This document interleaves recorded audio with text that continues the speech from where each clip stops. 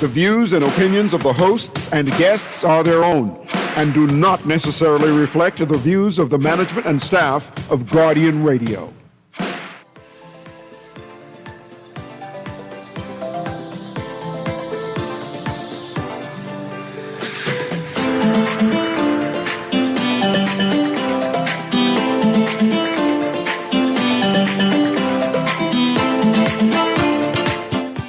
Good morning and welcome to Guardian Radio AM. Today is Tuesday, January 27th. It's a little after 11 o'clock in the morning. And once again, this is C.A. Newry, and I shall be your host for the day. Today is Tuesday. That means we are continuing our conversation on the making of the Bahamas. And of course, when we can have this conversation, we have our guest, who's now morphing into a co-host, right? We have Devardo Missick in studio. Right? Missick in studio.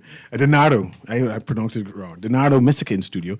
And he is a Bahamian who have lived abroad, who has worked abroad, who has returned home, and is now in the business of doing high-end business in the Bahamas. So we've had him as being a bounce-off board, springboard of information, soundboard, I think is a better word, where we, through his experience of living abroad, working abroad, living as an expat abroad, we are having conversations on what we should be doing as Bahamians in order to become more competitive. Today we're going to be talking loosely about tourism. Today we're going to be talking loosely about the education system to the Bahamas. And we're going to springboard from the conversation that is happening in Grand Bahama, right? It's happening in Grand Bahama. I'm not sure if it's all political announcements or these things are in the pipeline and that great things, awesome things can be anticipated. But at this present time, Grand Bahama is having some issues, but we see some bright light down the tunnel. Some announcement about tourism improving, some announcements about some investment is pending, and the Bahamian people, including Grand Bahama, needs to be excited about such.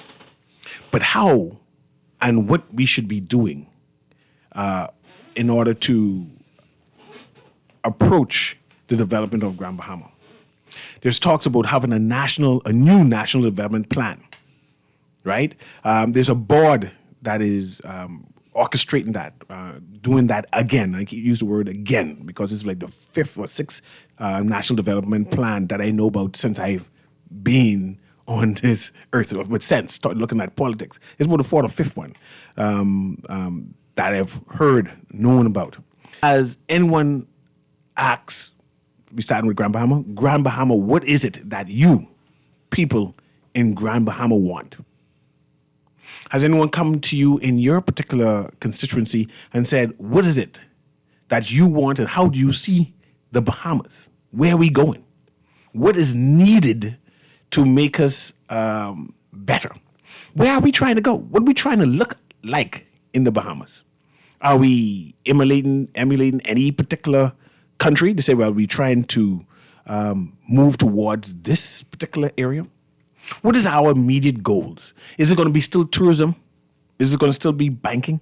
In 1960, our main industry was banking.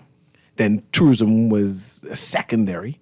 And of course, with them enforcing some rules regarding banking, tourism overtake all of that, and tourism became our major industry after that, right? But what is our next big industry? What should we be doing in tourism to protect it, to develop it, to expand it? Is how already, and that means that we have to urgently start seeking new industries and fear that tourism may collapse. Is tourism collapsing? All of these conversations I want to have today with my guest, Donato Missick, right? And before I want to have him give a narrative of his tourism career, because like I said, he worked in high-end tourism, right, as a manager there. And he also worked abroad in the United Kingdom. I want him to give a narrative of how it is in the United Kingdom tourism product in contrast to ours here in the Bahamas. And then about the Caribbean, right? So without further ado, welcome again, Mr. Mystic. Good morning. Good morning. Happy to be back again on a fantastic Tuesday. Good morning, Bahamas. Good morning, Cecil. Grand Bahama. We expect some major announcements today from cabinet happening in Grand Bahama once again, and we look forward to hearing we look forward to always hearing some good news. Cecil and I were just before we went on the air about Grand Bahama, and I have arguments. I'm born in Grand Bahama. So I have arguments and debates with my brothers and my father all the time about the future of Grand Bahama. I grew up in Nassau, so I'm a Nassauvian, in the heart, but born in Grand Bahama. I've been pessimistic on Grand Bahamas going forward. Now, Grand Bahamians are extremely optimistic.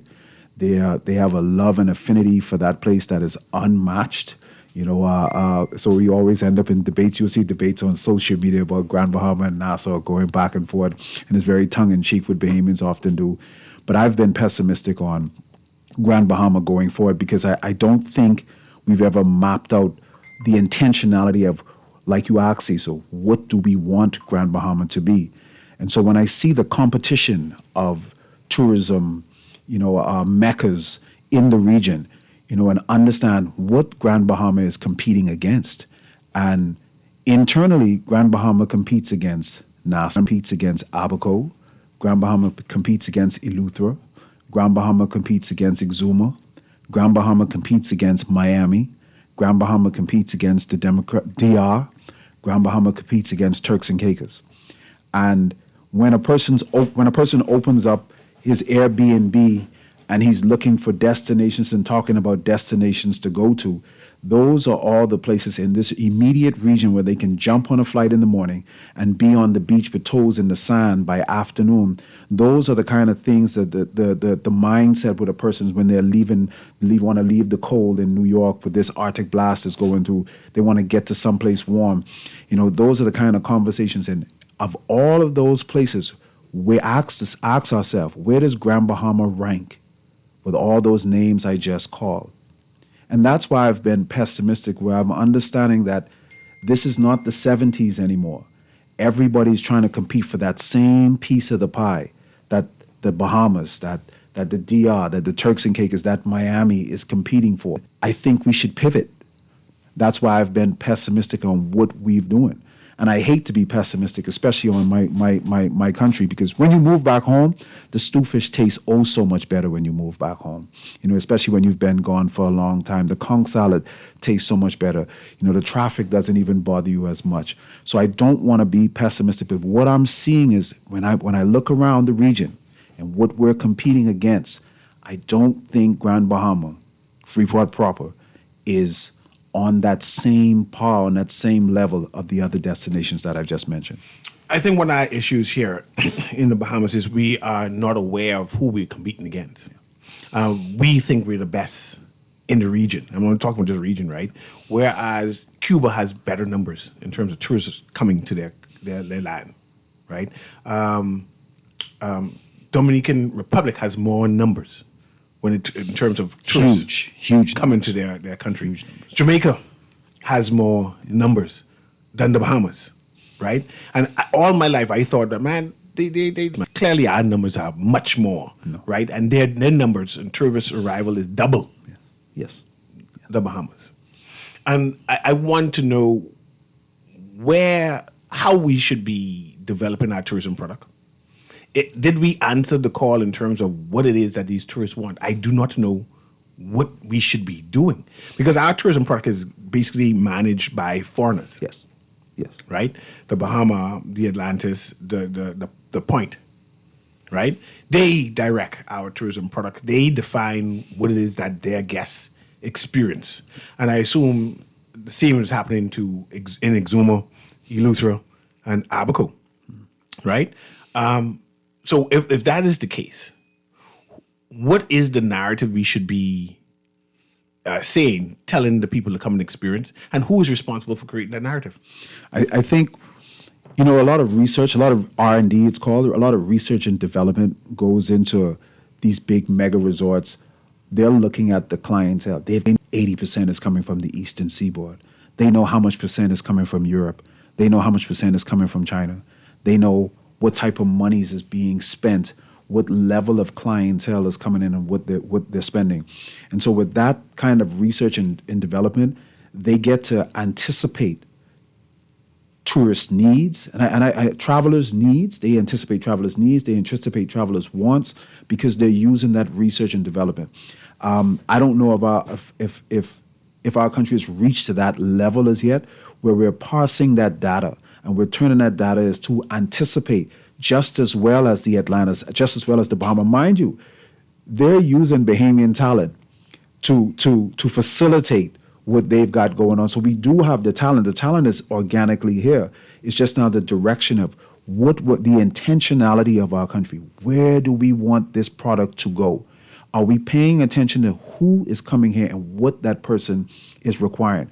Are they requiring casinos? Are they requiring nightclubs? Are they requiring peas and rice? Or do they want the same meals of a New York City? Do they want a New York City quality restaurant just served in the Bahamas? What does this customer want? And I think the Bahamas, the Atlantas, they're doing a better job of anticipating the guest needs versus what our local government is doing. If you ask Bahamians who work in the industry at what I call lower end, when I say lower end, managers and below, not directors, but managers and below, they'll say that the tourists who come here want to experience the Bahamas. They want the Bahamian peas and rice, like you mentioned before. They want to have an Bahamian experience.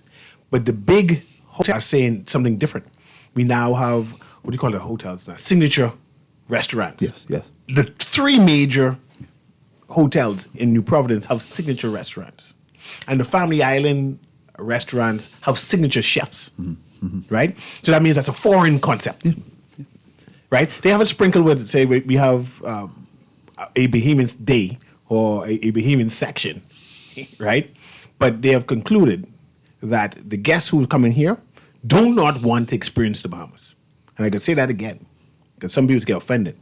They, through their research and development, have concluded that the guests who come here do not want to experience the Bahamas, because if they did, they would have created their experience different. They created a foreign concept, right? The hotel looks just like Miami or Los Angeles or New York, right? The restaurants there. They're now having what I call kosher restaurants now. They have the Bahamian now. All the restaurants turn kosher. And that's a new thing. And that right there, it is so hurtful, Cecil. And I'm telling you this, for me, it happened to me to find out that they don't want to eat this peas and rice like I do.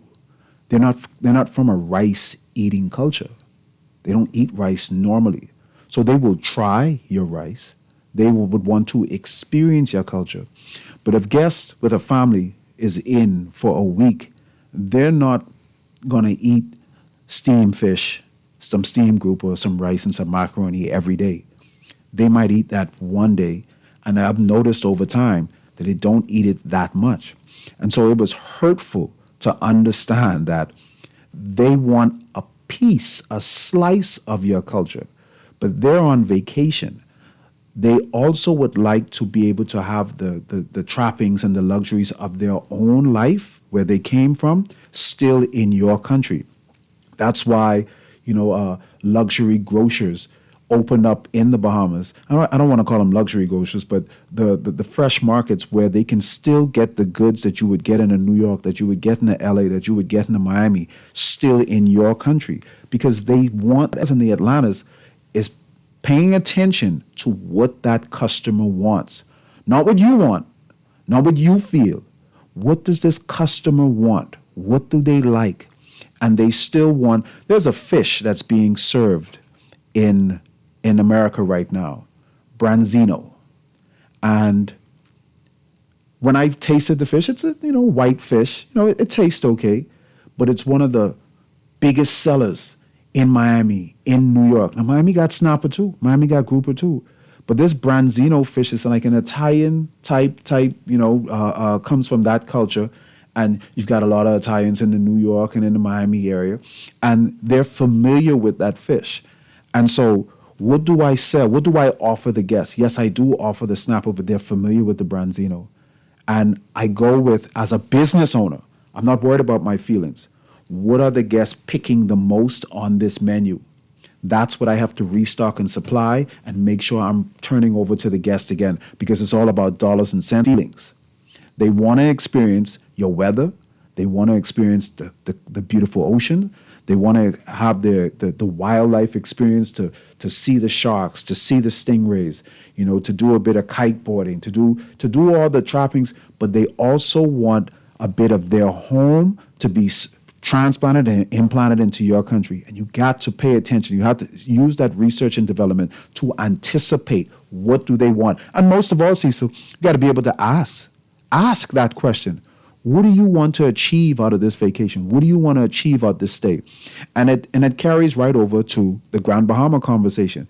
Is anyone asking, what do we want specifically for Grand Bahama? What does this customer base want? What is best for this area? Is it industrial? Is it tourism? Is it peas and rice? You got to ask these questions to fulfill the necessary void. So they come all the way to Bahamas to have cheeseburger in paradise. Yep. And realizing that's why we're building these marinas to sell a cheeseburger in paradise. You work in the chateau.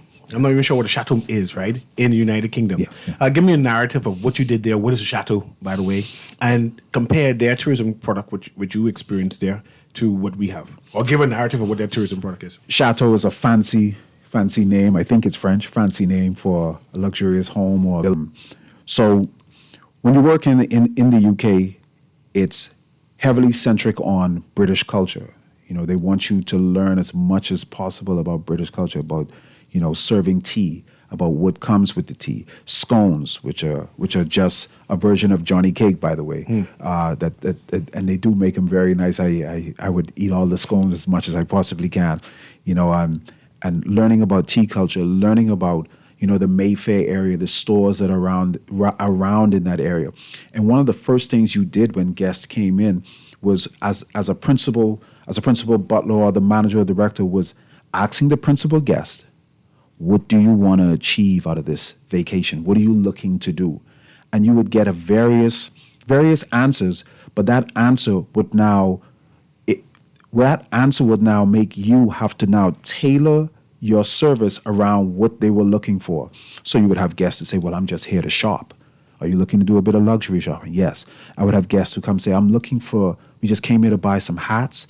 We can't, and it was weird to me. What do you mean? Because there's a shooting season in the UK where people go out and shoot birds.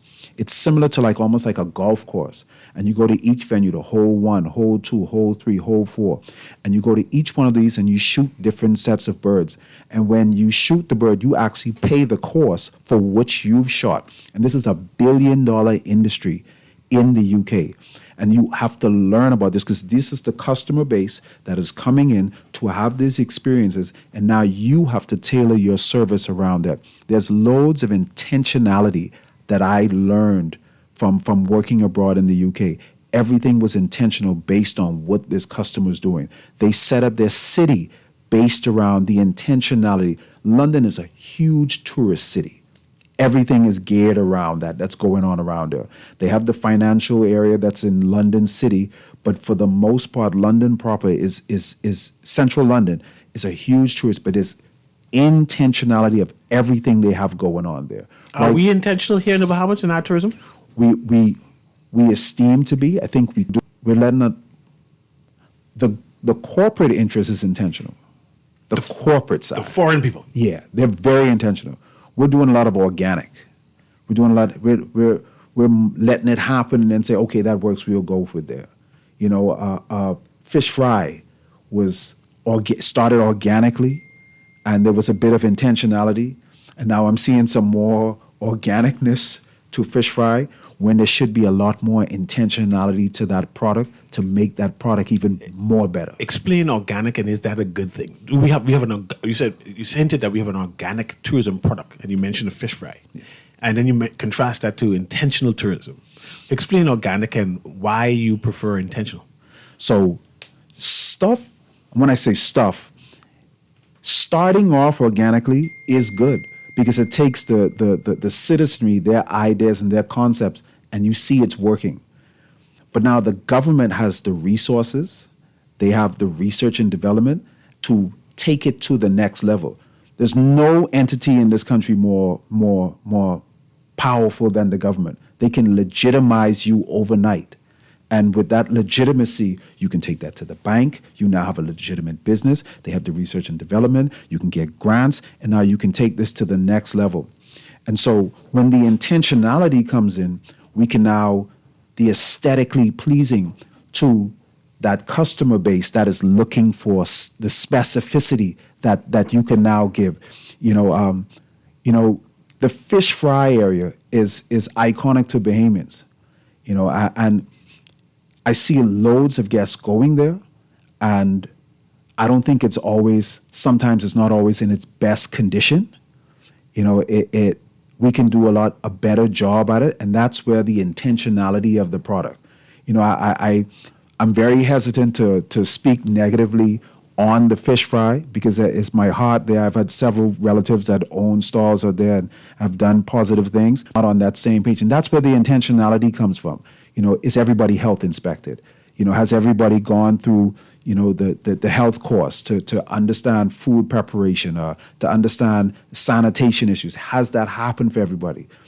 That's where the intentionality comes in, to have everybody on the same page with the same kinds of standards. I'm going to go to the caller now, but now that you said or highlighted that perhaps the fish fry is not intentional and they're more organic, I want to ask about Bay Street. Is Bay Street organic or is Bay Street intentional? What is the product of Bay Street now? How Bay Street look? Is that what is intentionally being done, or are they just surviving and growing haphazardly? Let's go to the caller. AM, go ahead. You're live. Good morning. This is Mr. Missick. That's Missick. Yes, it is. Mr. Missick, how do you explain the TCI model? They don't have any the major fast foods down there, and they have opted not to include them as part of their tourism, product. Go ahead. So, let me tell you what happens there, and I'm glad you brought that up. It's a very good question. So, local restaurants usually end up their number one clients are locals. You will have, and this is where I first noticed it. What was happening? So, African Americans. Let's break it down this way. Every ethnic group, race has their own proclivities of what they will gravitate towards. African Americans are very kind of accustomed to. So you will find they would always gravitate to, some steamed fish, a bit of oxtails, which you would find down there also. They would have that. I would find, the Europeans and Americans of Caucasian persuasion, or maybe Asians, they find that food a bit heavy. That's not something they would eat often. And you find that quality of guests, remember I'm saying that quality of guests is usually trying to eat on the healthy side. And they don't really consider that food healthy. And so it's hurtful when you see it happen, because you want this person to experience your culture. You want them to be able to like this the way you like it. And as a hospitality provider, when you realize, especially when your tip is riding on this is very important. When your tip is riding on your guests liking it, and you've already struck out 3, 4, 5 times that you see they're not really eating that like that. So I've got to come up with another option. And so what you find is the celebrity chef restaurants curated inside the hotels, or hotels or standalone restaurants, they're doing stellar in the Turks and Caicos. And that's one of the questions when you ask. The research and development was done by Sotheby's and was done by the Hotel Association there. One of the reasons guests love Turks and Caicos is because the many variety of restaurants, and they can eat at a different restaurant each night. And those local restaurants are not on the top tier of those. There's one or two of them that are doing well, but when in comparison to the Coco Bistros or some of the Waymars, I don't think they're on that level. But I don't want to, I'd be remiss to say there are one or two restaurants, local restaurants in the Turks and Caicos that are doing well also. So, I mean, just before I go, so is it just like to experience, let me say to experience the culture, is the guest expectation, because I know they're like here in the Bahamas, they have fish fry, and I'm sure that tourists are invited because I've seen them at some of the events as well. They participate in some of the cultural activities as well. So that one experience is what they would have come for, or is it a total experience, or is it just that type of guest, the majority who they are catering to is they want to enjoy all of the comforts of their their home and just to experience a little bit of the country's culture, or some just come just to immerse themselves totally in the culture? And these are very good questions you're asking. And in my travels in the hospitality industry, I've worked at every level. I've worked at the extreme high end, and I've worked at the mid level and at the low end range.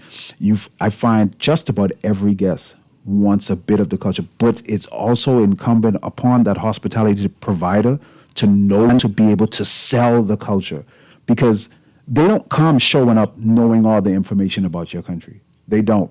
In Turks and Caicos, one of their local dishes that is not really promoted that well, I think it should be done much better, is minced shark. They call it hash shark. And every guest I've ever encountered, when they ask about, what's a local cuisine, or even if they don't ask, I often tell them, one of the local dishes is minced shark. And they're often fascinated, and they would often ask me, could you get a bit of it here? And they would often try it and like it. Again, you would often hear, it's a bit heavy, but it's very tasty. I enjoyed it the first time I ate it also. But it's incumbent upon that hospitality provider to sell the culture. He's like that first stop for that guest. And if that person is not knowledgeable about the country, then you can miss an opportunity to be able to sell that culture and be able to explain it properly also in a positive light, so they can understand and be like, well, let's go to the fort. Right. Yeah.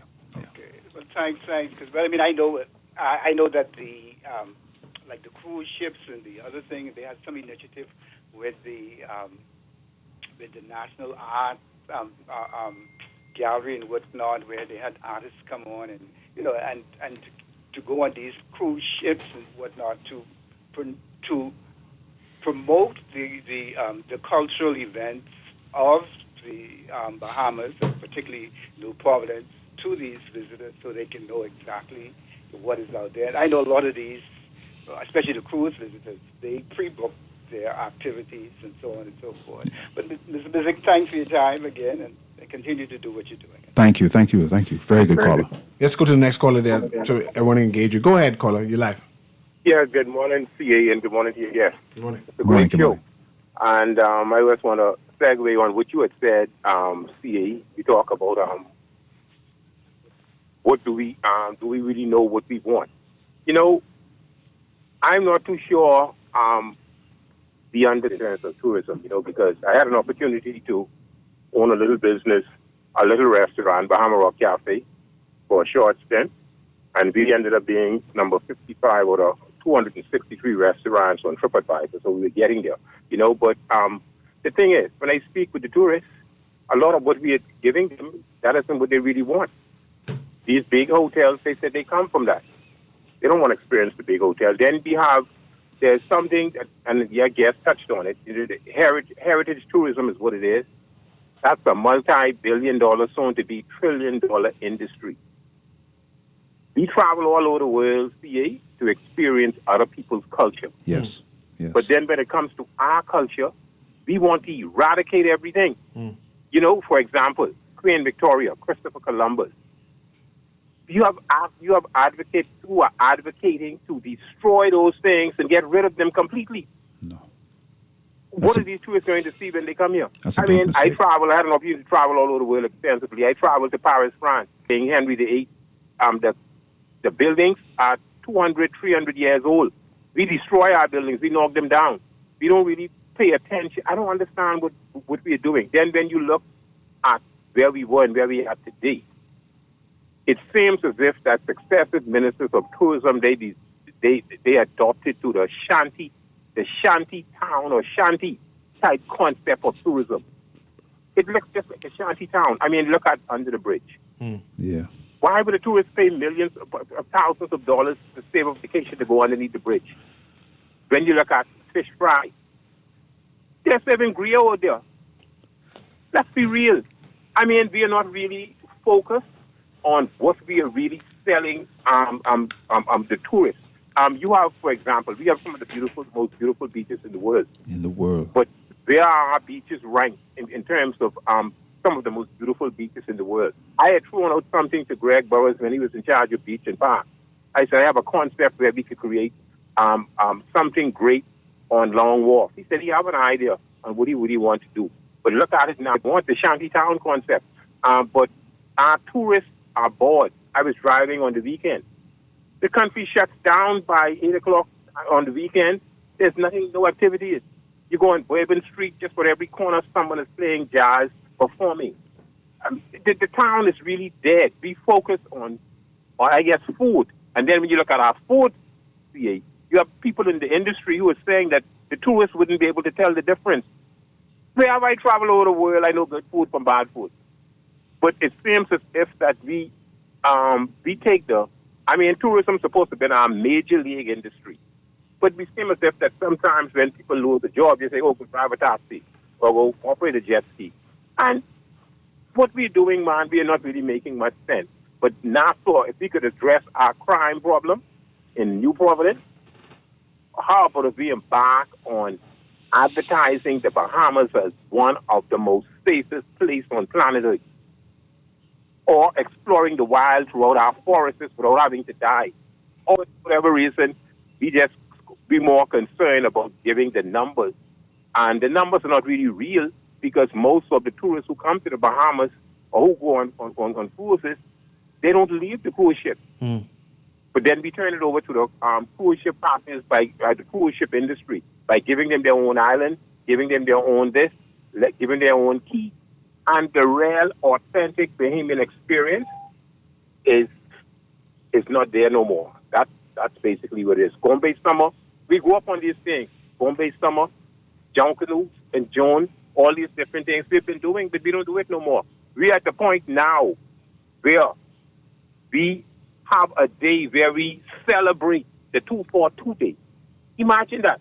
Every day in the Bahamas, because of our tourism, because of our number one industry, tourism, it's supposed to be a 242 day in the Bahamas.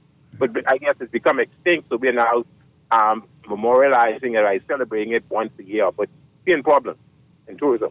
That's my take. Thank you very much. I appreciate it. Let me read to the callers again. It says, I don't know if this is correct. People go to Abaco and Harbour Island and live in a relaxed atmosphere.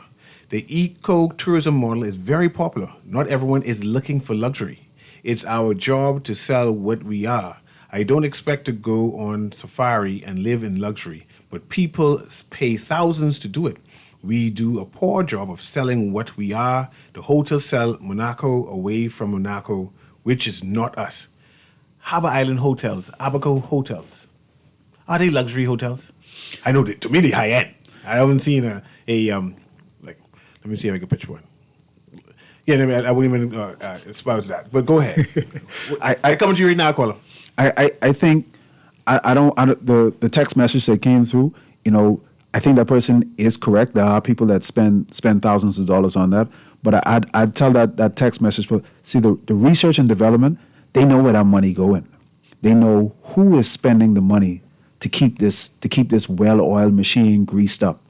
And they have the population that wants a rural, laid back, off the beaten path. But what you find is people want to get families. They want to get as many families as possible because that's where the big money is.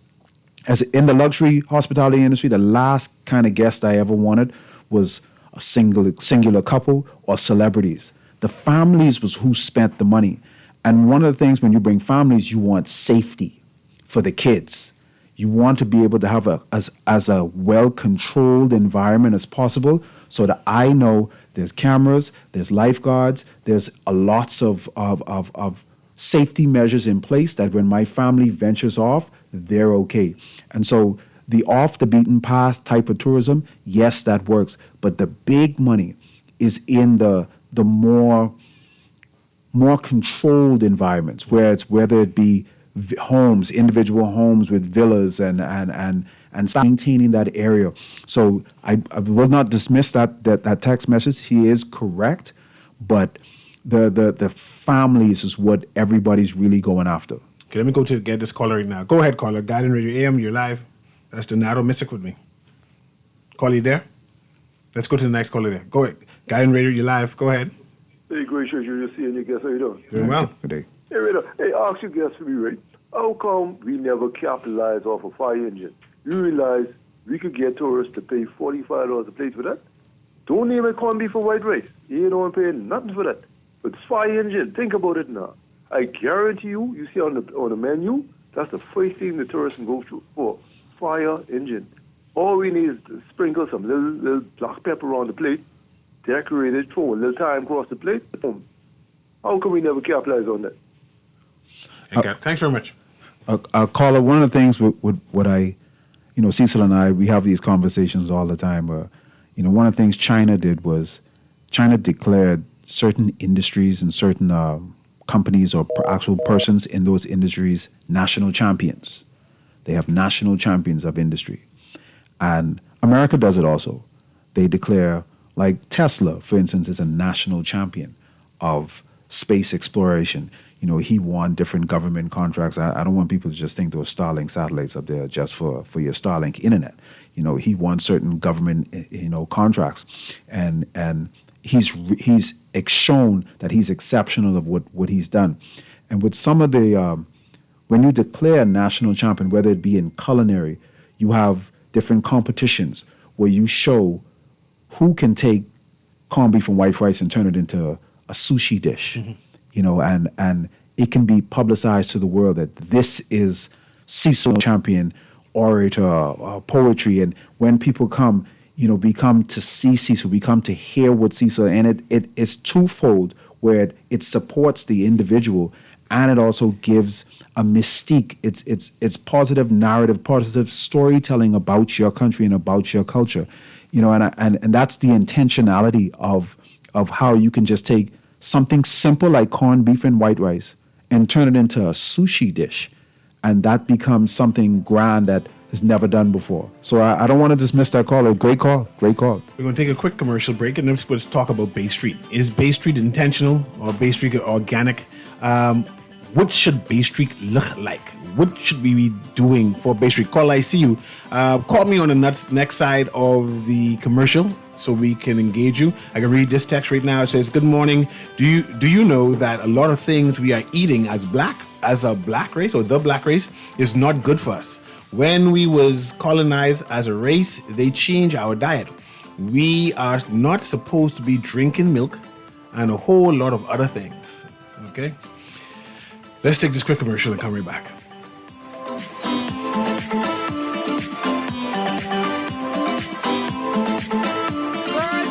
Show me Bella boy in his phone. What you mean? He take picture of that good for nothing boy? Shh, you don't want Bella here. You say that. She always say that's my good child. So what he doing in Junior phone? Oh, he there because the police looking for him. He on their wanted list. Wanted persons in your phone now? Yes, child. And when police want to find anybody quick, after something happen, they can send pictures direct to your phone. Go to Google Play or App Store and search for Crack Crime Bahamas. Then pick install and it will go straight to your phone. There is also a section on missing persons? Yes, girl. Everybody needs to get this app so police can tell us right away when these people go missing. Just like an alert system. Yes, it has numbers for Crime Stoppers Bahamas so you can call and nobody knows it's you. Call directly to Miami and give the information without giving your name or anything about you. I tried the other day and when I hear Junior and his boys talking about where they hide those guns, I walk quick round the corner and call that number. Call 328-8477 from Nassau or 242-300-8477 from the Family Islands. Just sign in and have a seat, please. They'll call you in for your x-ray shortly. That's why they call it a waiting room. You won't have that problem at Fourth Terrace Diagnostic Center or Imaging at Grosvenor. We never schedule multiple appointments, so you'll be in and out in no time. And if your initial screening reveals a concern, our radiologist can conduct an alternative screening right then and there. Call 328-8157 to schedule an appointment at Fourth Terrace Diagnostic Center or Imaging at Grosvenor today. You try to rest, but roll with the best. For all your printing needs, there ain't no one better, no. For posters and banners, magazines and flyers, for window decals, greeting cards and newsletters. No job too big and there's no job too small. You name it, we can print it, just give us a call. Let Print Masters bring your masterpiece to life. Located in the Nassau Guardian Building, telephone 302-2361. Love the show? Want to give your support? Become a sponsor today. Call 302-2300 for our rates and packages. That's 302-2300. Become a sponsor on Guardian Radio 96.9 FM. Fresh news, smart talk, all day. Bahamian voters, listen up. The Parliamentary Registration Department is running voter verification right now. It helps keep the voters' register accurate and secure, so every eligible Bahamian can cast their vote confidently. This is your chance to make sure your information is correct and up to date. Bring your passport and voter's card to your nearest verification center and make sure your voice counts this election. One Bahamas, one vote, verified.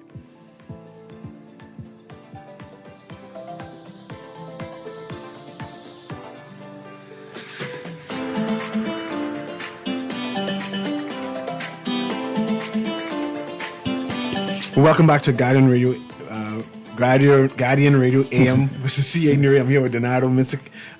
We're talking about our series of Making of the Bahamas. I see you prepped that call for me there. I can read this text. They CA, we never capitalized on Columbus statue and Discovery Day. On that day, the world should have been focused on the Bahamas being the first place that he landed. I believe that actually. We could create a whole festival of, call it First Encounter. The first encounter of the old world with the new world, right? The idea that everything happened for the new world through the Bahamas, right? Let's go to this caller here. I want to talk about Bay Street. They have that Victoria Hotel area as a parking lot now for the judiciary now, right? I'm not sure what they're using that space for. I've recommended that that space is prime property. Something got to be done there. But they have it as a makeshift parking lot, not even a nice one, a makeshift parking lot. Go ahead, caller, Guardian Radio AM. Yes. Good morning to both of you. Good morning. Good morning. You're correct on the heritage and cultural tourism. Hospitality, the travel, hospitality, and tourism industry is a multi-trillion-dollar industry. Culture and heritage alone exceeds over $600 billion per year. And it's one of the fastest growing area, though culture and heritage is separately. And so we somehow seem to want to throw those things away. Do you know that you could go to morbid tours where a whole group of people got killed or this or that, but at the same time they're not celebrating them. They are recognizing that there's some people has an interest in that type of thing. So we're not taught to celebrate Columbus, to recognize no matter how we try to rewrite our history. The history book shows that this is a globalization 1.0 start. But when you talk about us as a business, we have to begin to look more so as hospitality as subscription and tourism as a service. We treat them as one and the same. But the problem is that you have sports tourism, heritage tourism, ecotourism. We have the green, the blue, and the ocean economy here. You have people who say from space is the most pristine place in the world. We have the environment. So the problem is that we are letting people tell us who we are and what it is that we have to produce. And so the opportunity where we were one of the first people in the tourism industry, and this multi-trillion-dollar tourism product grew up around us, and we have not grown into it. And so here we have people all the time saying, we need to diversify away from tourism, when we haven't yet diversified into tourism yet. And so yes, we can diversify into tourism and add 1 million. Just say, do you know that 1.5 million tourists is 400,000 tourists is equal to the same as the 11 million cruise ship tourists that comes. So what happens if we add another 1 million or 2 million visitors to what we currently have. The minister says we need another 15,000 rooms on New Providence. My study is showing that we need closer to 25, but we need 25 to 30 on Grand Bahama. Artie Roots were different these things. But it basically requires you to build an ecosystem that allows you to be able to sustain it. Have you had conversations having in this? No. You hear what is all generic thoughts about, we need to do this, we need to do that. But no one brings you framework, the white paper, the blue paper. And for people who say there's not funding is available. But the problem is, it lies on leadership. Here's what I can end with saying, Newry. Government is not supposed to build these things. People do. Yeah. Government creates the legislation, there you go, policy, process of these type of things, and people build it and access. So for people who say, well, why does Sea Island advocate for these things? I advocate for good governance to allow behemoths to build and own their economy. Thank you very much. Great call, Sea Island. Great call. Let's go to the next caller there, Kermit, and then I'll have Mr. conclude. Go ahead, caller. Call you live. 1, 2, 3. We're going to talk quickly about Bay Street. Is it organic? Is it intentional? What should be happening on Bay Street? And one of the things Cecil and I spoke about with the intentionality, we spoke about to give an example of how when something was done intentional, the direction of traffic on Bay Street was changed, and it was changed to benefit the flow of traffic heading over to the Atlantis. And it was, like C. Allen just said, people came and built a mega resort, and then government, with intentionality, moved the flow of traffic, which would have been beneficial for the corporation and our citizenry, and moving the tourist product abroad, moving the tourist product forward.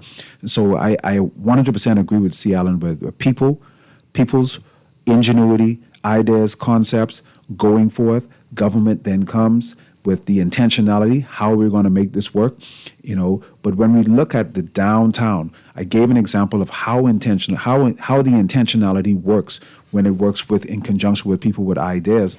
The other day I wanted to stop and grab a bit of Crocs. I needed some Crocs just to, drag around the house, and I wanted to stop in Hoffa and Sons, but I can't find any parking, and that's east. No, there's no parking, and so I drove around and I said, man, I could just park by the mall and let me go in the mall and grab me some Crocs.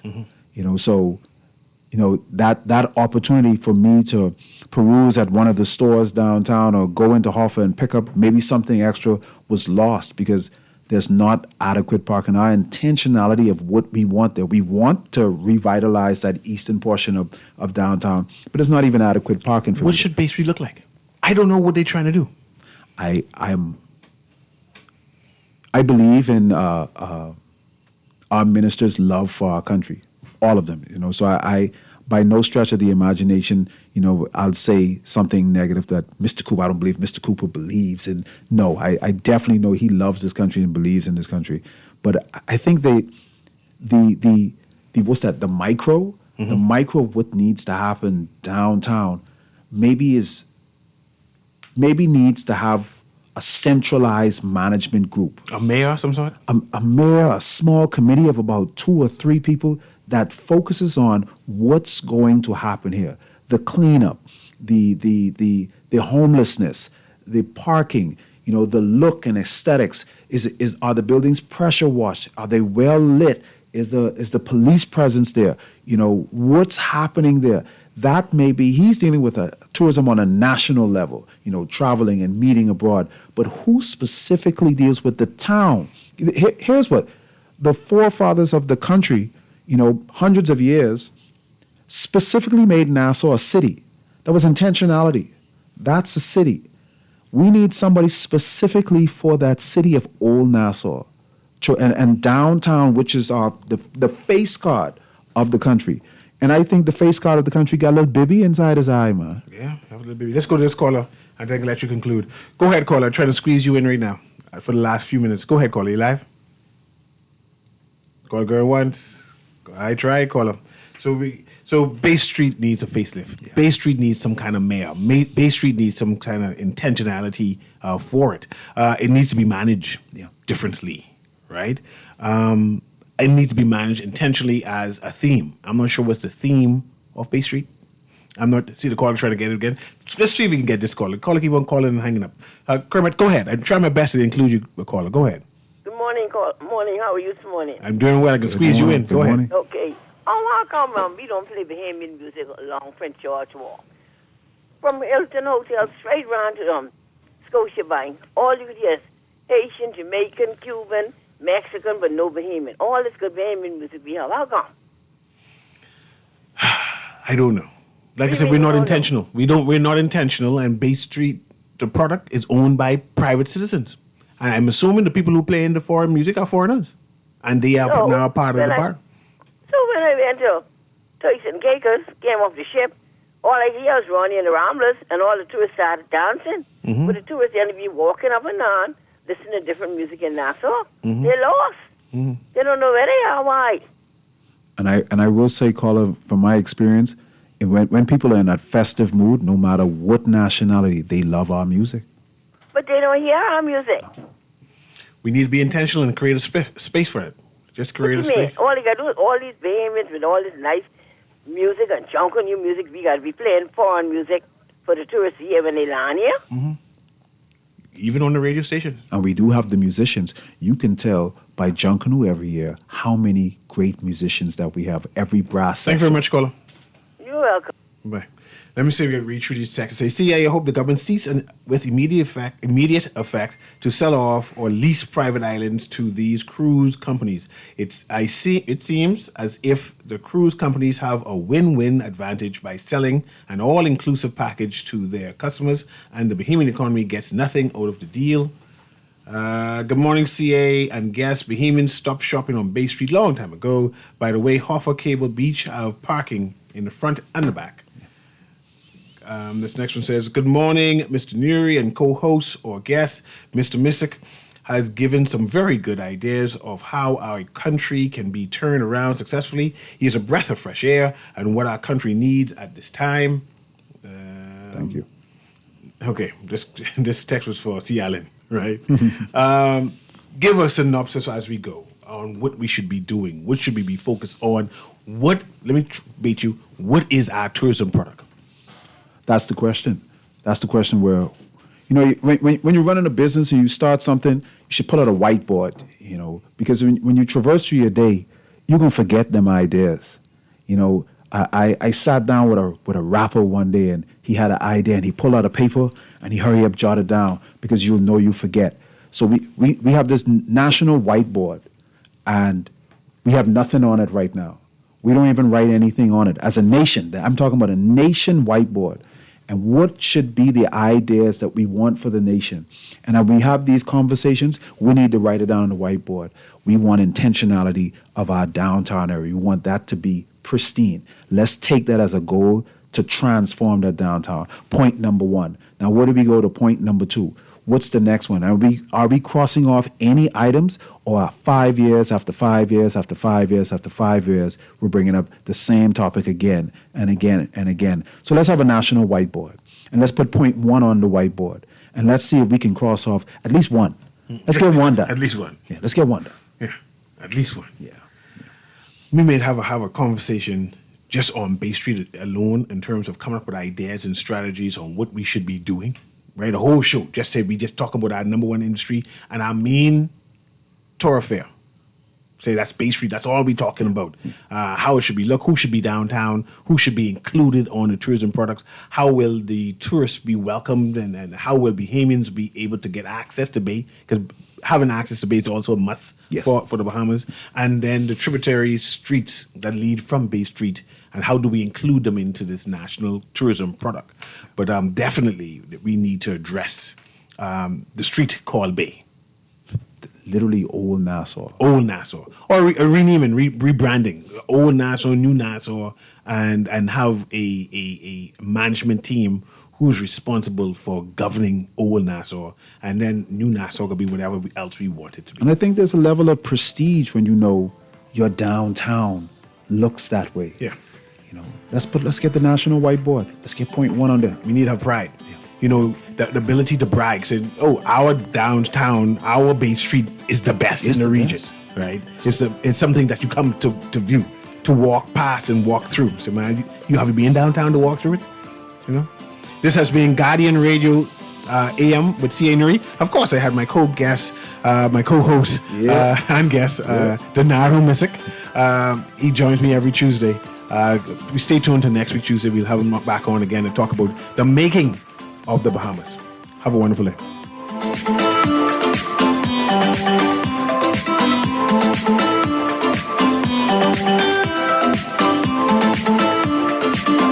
This is Guardian Radio 96.9 FM, streaming on GuardianTalkRadio.com and the Guardian Radio app, Nassau, Bahamas.